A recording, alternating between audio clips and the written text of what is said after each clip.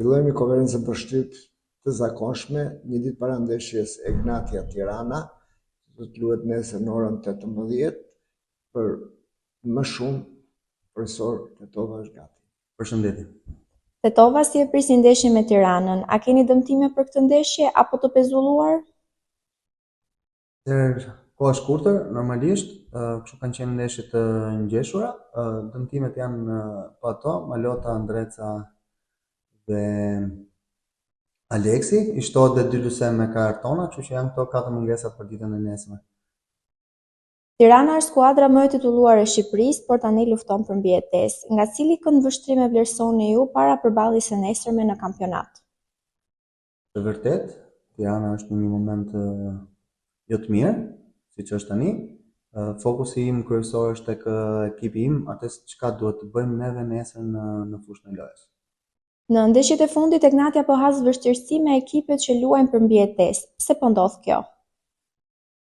Nuk besoj pas vështirësi, luhatjet e mungesave, siç e dim, kemi pas shumë luhatje mungesash po themi këto 3 ndeshjet e fundit, gjë që është ndje, por megjithatë mendojmë që do gjejmë ritmin e duhur për ta kapërcyer.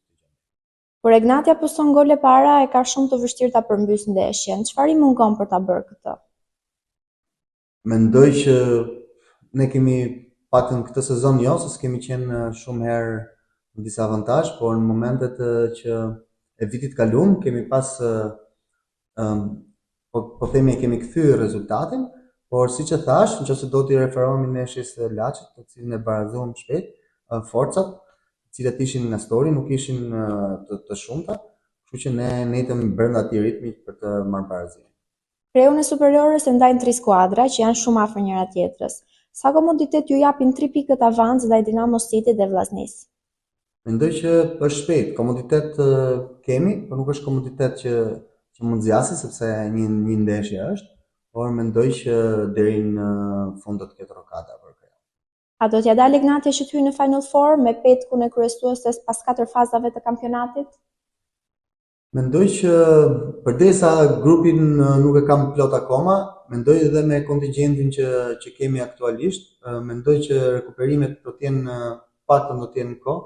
Mendoj që do të jemi një shtysë shumë e madhe për Kreun dhe për ty si triumfues ose po themi si mbrojtës i atij trofeu në Final Four. Faleminderit. Faleminderit.